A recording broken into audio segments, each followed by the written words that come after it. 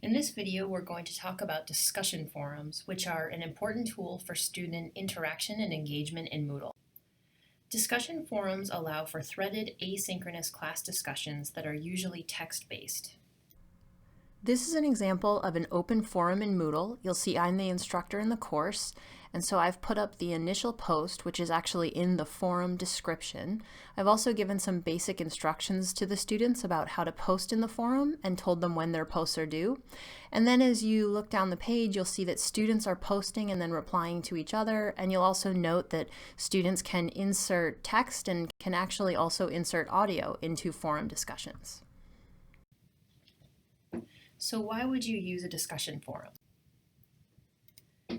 If student interaction is important in your face-to-face class, then you really want to use discussion forums in an online environment. They let students interact with one another and then also let students interact with you. It's also a very good way to assess student understanding of a concept. This is usually formative assessment, so you're making sure that students have completed a reading and have understood the major concepts, or asking students to engage with and talk about some real-world problems. Discussion forums allow you to give feedback to students that is visible to all students. So this is obviously a little bit different than what you would do if you were grading an assignment and giving private feedback to students. But this is a great way to identify some misconceptions that many students might have and correct them in a way that all students can see and learn from. Students can also provide feedback to each other in a forum, so if you do peer review or would like students to look at each other's videos or read each other's essay or share ideas about a project they're working on, discussion forums are a great tool to facilitate that. And finally, many people use discussion forums to create a very low stakes environment, so totally ungraded, where students can ask questions about the course, can share any information with each other, such as study tips or resources that they've found helpful. So it's nice to set up a discussion forum that's totally ungraded and just allows students to connect with one another. I'll briefly talk about types of discussion forums that you'll find in Moodle. So we usually see faculty using three main types. The first is a standard forum for general use. And this is actually the default forum type. So if you didn't change it, this is what you would get. You have the instructor prompt up here at the top, and then students add their own discussion, and you'll see that each student response is on a different page. So with this forum type, students would need to click into someone's post in order to see it. A single simple discussion happens to be my favorite discussion type.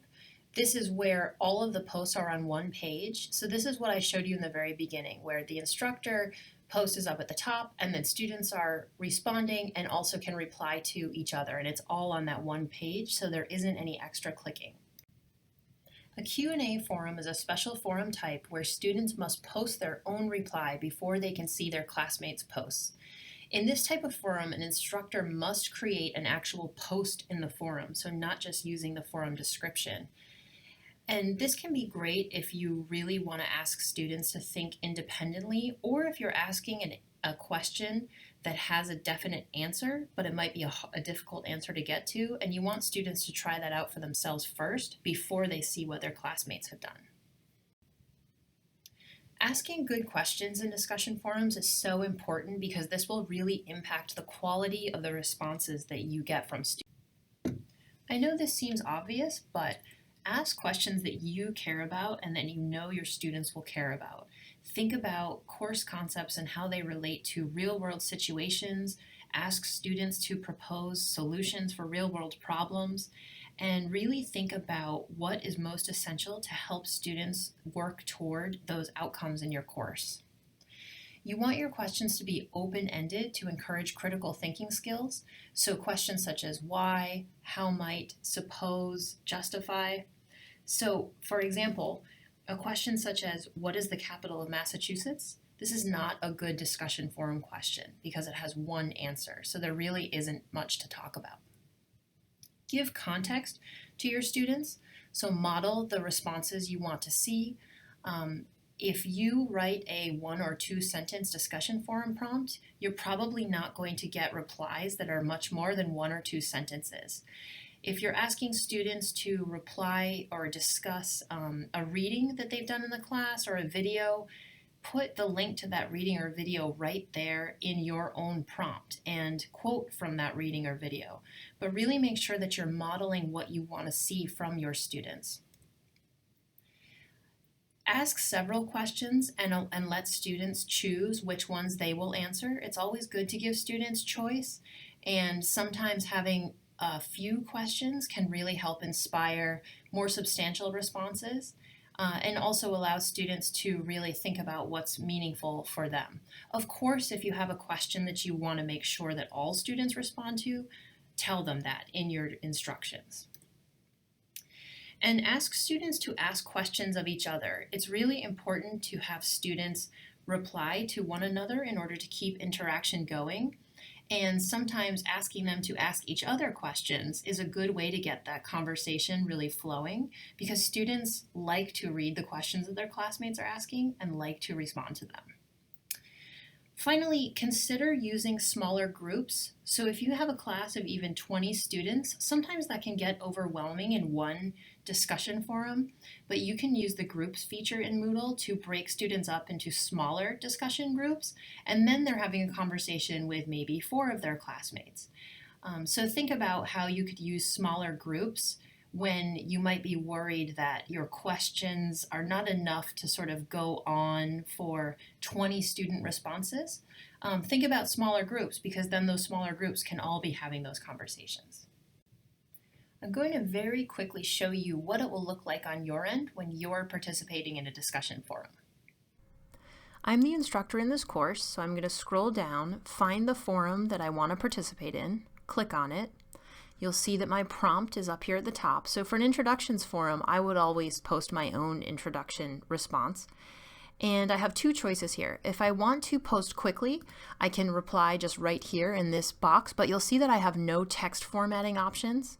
So what I like to do is click on Use Advanced Editor and Additional Options. And you'll see that that gives me the full Moodle text box. So I'll post my response. And if I want to attach a file, I can.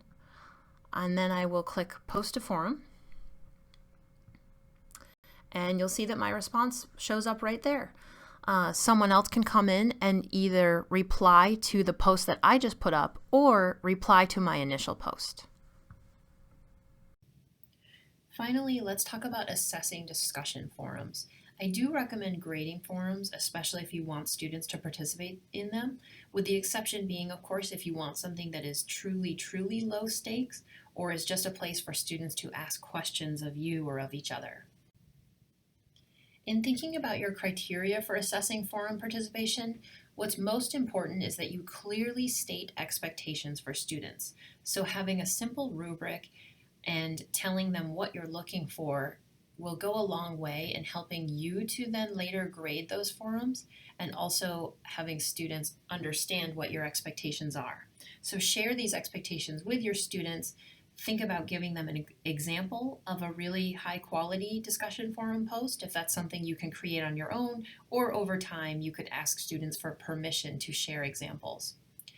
And think about requiring interaction. So the standard language that I use is post your own response by this date and time, and reply to at least one classmate by this date and time. You could ask students to reply to multiple classmates. That can be part of your rubric. It's really easy to assess that. You can look at if students have replied to each other, but you'll also want to think about modeling for them or giving them some instructions about what you want those replies to look like. I always tell students saying something like, "Great post," does not count as a reply. So these are substantial replies and substantial engagement with, asking students to engage with each other. But if you don't require interaction, you might not get it. So I do suggest including that as part of your rubric. Here's a quick example of a discussion forum rubric, and you can download this along with others in our Moodle resources site. You'll see that a lot of these are pretty easy to assess because they're very objective. So timeliness, for example, were your posts submitted on time? using the readings or resources that were referenced. So is it clear from your post with direct reference to the text that you have read or engaged with the materials provided? Interaction with classmates. This is very easy to assess. Have you replied to a student or whatever the sort of minimum reply criteria is? And then this one, quality of reasoning, this is where I use my judgment to really look at how students have engaged with the questions and with each other in the forum. But what's most important is that students know what you are assessing them on. Hopefully this gives you a good overview of discussion forums. For more questions or help, please send us an email at moodlehelp@berkshirecc.edu.